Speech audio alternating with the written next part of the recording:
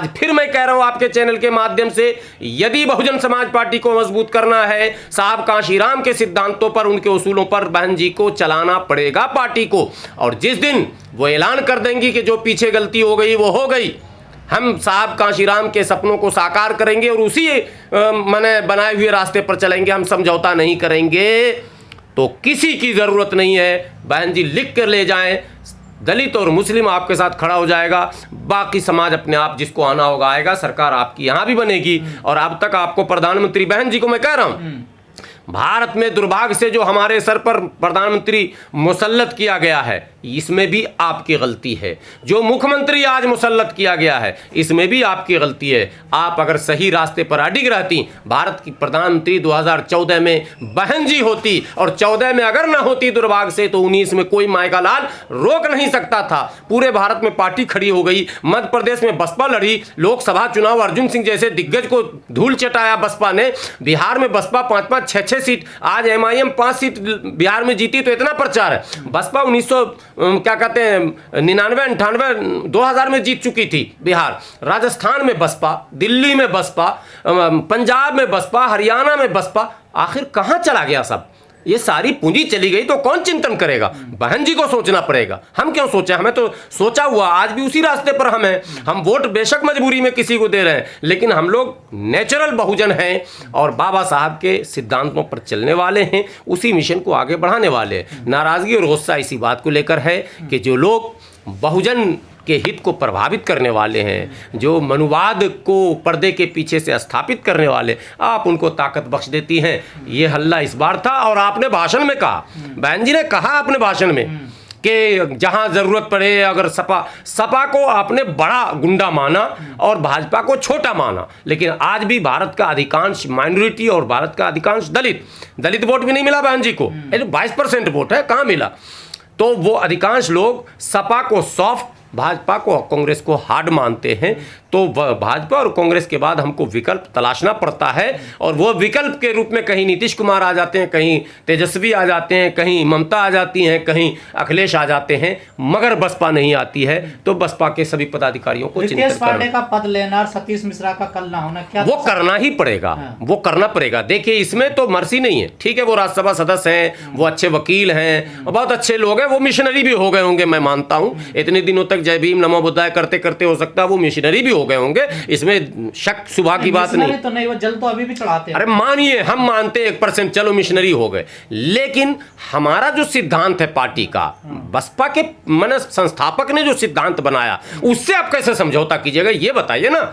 हम साहब कांशीराम ने सिद्धांत दिया ना, पार्टी जुबान से बोल के तो नहीं चले गए थे कि ये लो जी बसपा, हाथी जाओ वोट मार, मुहर मारते रहो। पूरा रूल रेगुलेशन है लिखा हुआ, एक उसूल है, एक जाब्ता है। आप उसको फॉलो नहीं करेंगे, छोड़ देंगे और कहेंगे कि आप पंडित शंख बजाएगा और हाथी दिल्ली जाएगा, तो ले जाइए। आज ब्राह्मणों को टिकट भी तो मिला, सम्मान भी मिला, और पहला नहीं, ब्रजेश पाठक कहां से उभर कर आए? सब तो बसपा ने सबको सम्मान दिया ना, लेकिन ब्राह्मण ने बसपा को क्या दिया? ये सवाल भी तो पैदा होना चाहिए।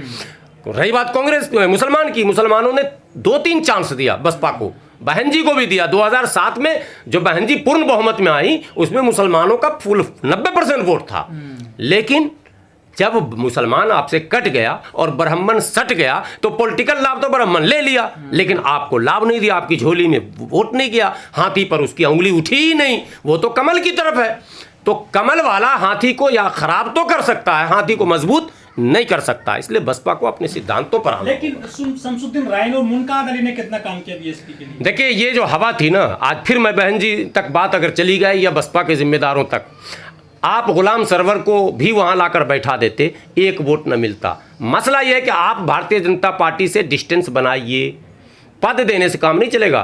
पद तो एक फॉर्मेलिटी है साहब। शमसुद्दीन रायन एक प्रधान का चुनाव जाके जिता के दिखा दें आज के परिवेश में।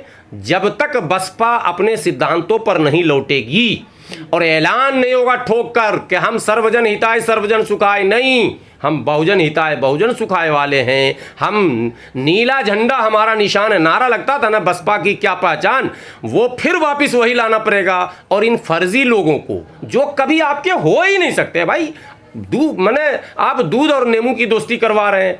आप दोस्ती कैसे करवा रहे हैं? आग और पानी की दोस्ती करवा रहे हैं। जिस व्यवस्था के विरोध में ये पार्टी खड़ी हुई है, उसी व्यवस्था के लोगों को अगर आप पार्टी में ले आएंगे कैसे चलेगा? हमको समझाइए। ब्राह्मणवाद पर सीधा प्रहार कांशीराम ने किया था, सीधा प्रहार, कोई जीक जैक की बात नहीं है। बहन जी साथ साथ थी, उत्तराधिकारी ऐसे नहीं बनाया साहब ने। लेकिन बहन जी फिर पता नहीं कौन सा फार्मूला गणित उनको कहाँ से मिला, वो हमें नहीं पता है। हमारे समाज में जन्मे किसी महापुरुष ने ये फार्मूला नहीं दिया। ये तो उन पदाधिकारियों से पूछा जाना चाहिए कि कितनी तैयारी थी आपकी। ब्राह्मण के सम्मेलन का तो खूब चर्चा हुआ मीडिया में, लगातार सतीश मिश्रा करते रहे और ऐसा लग रहा था कि ब्राह्मण बड़ी तादाद में आ रहे हैं। लेकिन जहाँ जहाँ ब्राह्मण बहुल क्षेत्र है वहाँ आप लिस्ट निकालिए। अब एक एक लिस्ट और पार्टी निकाल भी रही होगी, ऐसी बात नहीं कि पार्टी के लोग बैठे हुए हैं, निकाल तो रही होंगे। ब्राह्मण बहुल क्षेत्र में शून्य पे आप रहे हैं, मुस्लिम बहुल क्षेत्रों में बहरहाल कहीं ना कहीं सम्मानजनक स्थिति में हैं। आप देखिए मुबारकपुर जाइए तो बस भाजपा से भी आगे बसपा है, और जबकि एमआईएम वहाँ कांटे का टक्कर दे रहा है। तो ऐसा नहीं कि वोट नहीं मिला बसपा को, लेकिन ना के बराबर मिला, ऊंट के मुंह में जीरा। साहब कांशीराम ने जो नारा दिया था वही तो हमारा खुराक था। उसी ने हमारे अंदर ऊर्जा पैदा की, उसी ने हमारे अंदर जोश पैदा किया, उसी नारे ने हमें सत्ता के संघर्ष में लाकर खड़ा किया, और उसी साहब कांशीराम के नारे ने हमें सत्ता पर लाकर बैठा दिया था। तो अब जब साहब ने उत्तराधिकारी बनाया बहन जी को, बहन जी को पता नहीं कहाँ से साहब की बात वो भूल गई कि कुछ और उनके पास एक प्लान आया जिसको सोशल इंजीनियरिंग का नाम दिया गया। देखिए ये नारा जीवन भर हमको रटना है, बहुजन हिताय बहुजन सुखाय। सर्वजन हो नहीं सकता, क्योंकि तथागत बुद्ध ने भी बहुजन शब्द का प्रयोग किया और बाबा साहब अम्बेडकर ने भी बहुजन शब्द का प्रयोग किया, साहब कांशीराम ने बहुजन शब्द का प्रयोग किया, और बहुत ही बावजन शब्द है ये बहुजन। तो बहुजन हिताय बहुजन सुखाय से हटकर आप अगर सर्वजन सुखाय करेंगे तो समाज के प्रबुद्ध लोग आपसे दूर हो जाएंगे, क्योंकि प्रबुद्ध लोगों ने अपने, देखिए समाज के सभी वर्गों का इसमें रोल रहा। बसपा वहां तक पहुंची तो ये कोई ना कहे कि आईएएस के पैसे से पहुंच गई या चंदे से पहुंच गई, मैंने बामसेफ्स ने पहुंचा दिया या DS4 ने, नहीं। आम जनों ने, समाज के खेत में काम करने वाले, मजदूरी करने वाले, मेहनत करने वाले, झाड़ू देने वाले, सबों ने कुर्बानी दी थी। लेकिन जो मैसेज ये गया ना कि वो नारा जब तिलक तराजू का था तो आपने नारे को बदल दिया, और नारा लग गया हाथी नहीं गणेश है और ब्रह्मा विष्णु महेश है, पंडित संग बजाएगा हाथी दिल्ली जाएगा। बस वहीं पर हाथी रुक गई। तो हाथी को अगर गति देना है तो आपको यहाँ से मुक्ति होनी है। अब ये कहना कि हम ब्राह्मण विरोधी हैं, ये छवि हमारी बने ना बने वो है ही। देखिए इसको समझिए, बाबा साहब का स्पष्ट एक लेख है जिसमें यह है कि जब तक आर पार की लड़ाई में हम नहीं जाएंगे समाज का उद्धार हम नहीं कर सकते हैं। आप सोचेंगे कि वो गांव बिहार में एक भाषा बोलता है कि सैया भी खुश और यार भी राजी, मतलब पता नहीं, कोई एक तरह से औरतें अक्सर कहती हैं। दोनों चीज़ को खुश नहीं कर सकते हैं आपको समाज को खुश करना है। लड़ाई समाज की है, उत्पीड़न समाज ने सहा है। गरीब कमज़ोर अगर ब्राह्मण हैं तो उनकी भी मदद होनी चाहिए, ये एक अलग विषय है। लेकिन ये जो एजेंडा है पार्टी का, उससे हटकर ये विषय है, ये उसमें इंक्लूड नहीं हो सकता। बहुजन समाज पार्टी का अपना एक नीति, एक मैनिफेस्टो, अपना एक रास्ता बना हुआ, कार्यक्रम पहले से तय है। तो उस कार्यक्रम में आप नई नई बातें जब प्रयोग में लाएंगी, समाज इनसे बदजन हुआ। अब बहन जी ने प्रेस कॉन्फ्रेंस में मुसलमान का फिर नाम ले लिया। अब मैं बहैसियत मुसलमान के बहन जी तक संदेश पहुंचा दूं, मुसलमान दलितों को अपना नेचुरल अलायंस मानता है, और भारत का अधिकांश मुस्लिम दलित ही है जो कन्वर्टेड है, यानी कि ब्लड रिलेशन भी है और नेचुरल अलायंस है। लेकिन दुर्भाग्य से मुसलमानों के दिमाग में एक बात डली हुई है कि भाजपा, और साहब कांशीराम ने कहा था कांग्रेस है नागनाथ, भाजपा है सांपनाथ।